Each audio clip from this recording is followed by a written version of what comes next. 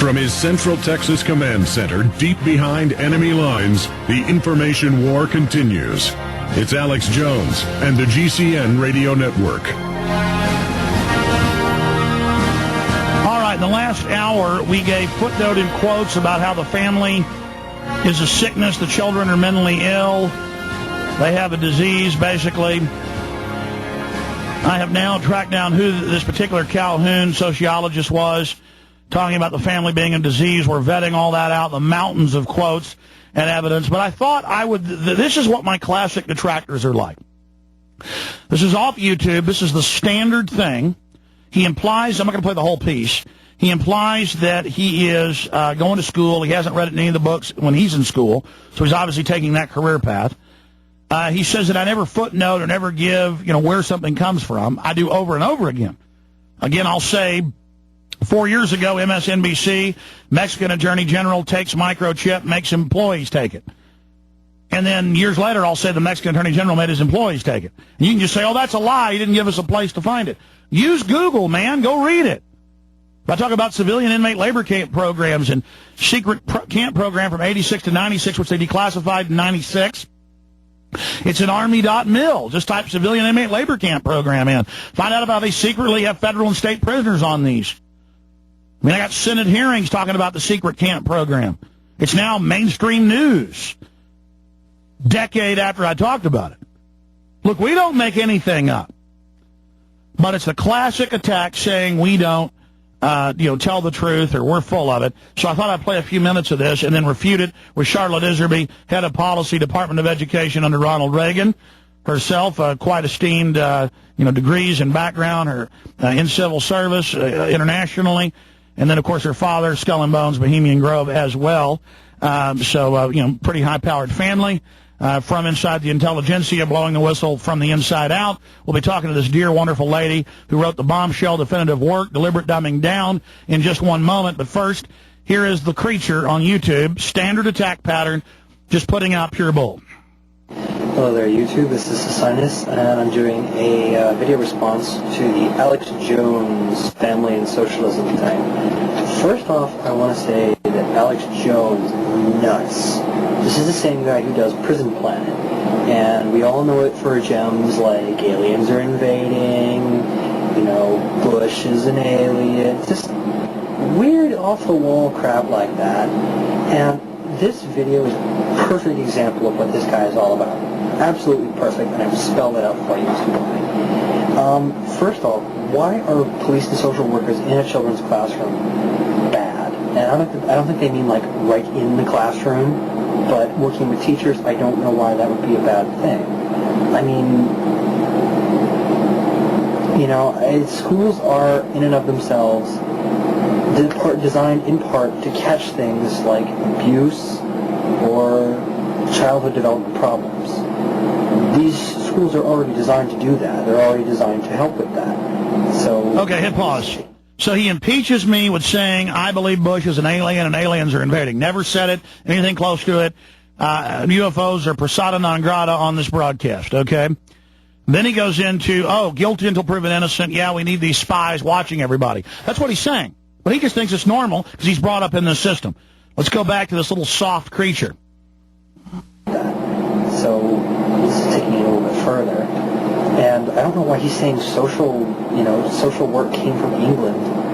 Social work has kind of evolved over probably thousands of years, hundreds of thousands of years, from charity in ancient times. You would have special groups of people who would go and give food to the poor. It was a religious thing back then. It's not so much a religious thing now, but I could say the first institutionalization of that, technically, yes, it was in England as the poor law, but how he got from the poor law to social work, I'm not quite sure. And he's talking about, he's like, it started in England, and then with the very same group in Prussia.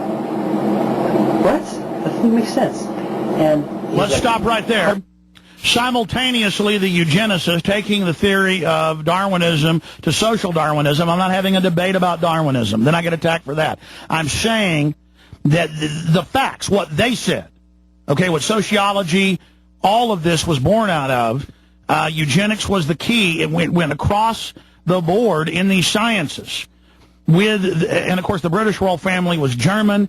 They then adopted the Prussian model. The United States adopted it, and the colonial army as well, and they merged the two. So see, he's playing games with it there. They developed these sciences in tandem and then integrated them as the sciences do, across the Atlantic. And then, of course, came into the United States.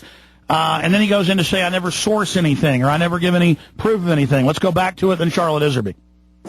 And he's like, Prussia, Chris, Austro-Hungarian. All right, stop him again. I have to say something. It's acknowledged that modern education, kindergarten, the structure of rote, the 5 to 6 class periods, the specialization, the regurgitation and repeating, that's the Prussian model. The prison system is based predominantly on the panopticon French model that rose in the last 250 years. I mean, I actually read the textbooks on this. You didn't, little boy, or you didn't remember it. Back to it. And that was German. And he's trying to link the idea of social work to Prussia, which he then links to Germany. Prussia is not Germany. Prussia became Germany, but Prussia and Germany are not two. All right, stop right there. It's part of the whole Austrian-Hungarian Empire. It's part of the same culture. It was called Germania 60-something years ago by Julius Caesar. I just can't go any further. Charlotte, what do you think of that? Well, I don't know. That sort of comment is just so disjointed and off the wall. I mean, the guy has got bits and pieces that he hooks together to try to make a point. I wouldn't take it very seriously, Alex. If that's all you ever have going up against you, that sort of pathetic reasoning, you're lucky. But that's the type of moron level that connects with some of the public. Well, I wonder if it really does. Let me point this out. My book's been out for, since 1999, and I believe I've had, to be perfectly honest, 2 calls in when I've done interviews, and I've been doing them since then, radio. 2 calls where I was absolutely attacked, and it was by a couple of educators, principals or superintendents. Only 2 in what, 8 years. And yeah, everybody knows people have been dumbed down, and this has been the process. Yeah, but all the other calls, I want to make it very clear that you are correct on whatever you've been saying there. I've had a lot of calls from educators, public school educators, superintendents, sometimes even commissioners of education, and they're all totally supportive of getting the facts out. Some of them didn't even know them themselves. And there are these absolutely wild quotes. I mean, I put together some for you today, but I guess you don't need them.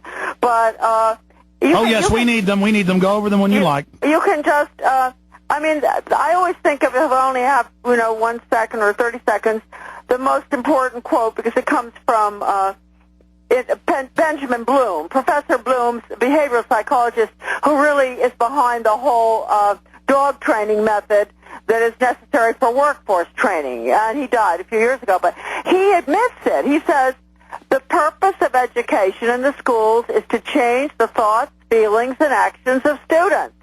Folks, from what? From what the parent is trying to instill, from what the church is trying to instill. That's the definition right there, the purpose. Then he goes on to say, a large part of what we call good teaching is the teacher's ability to attain effective objectives through, that means attitudes, values, and belief change, through challenging the students' fixed beliefs and getting them to discuss issues. Now, there it is. And then you have the 1945 treaty, UNESCO. Kindergarten or infant school can correct many of the errors of home training and prepare for membership in the world society. It is in the family that children are infected with nationalism. And then you have Dr. Chester Pierce in the 70s, Harvard. Every child in America who enters school at the age of 5 is mentally ill because he comes to school with an allegiance toward our elected officials, toward our founding fathers, toward our institutions, toward the preservation of this form of government that we have.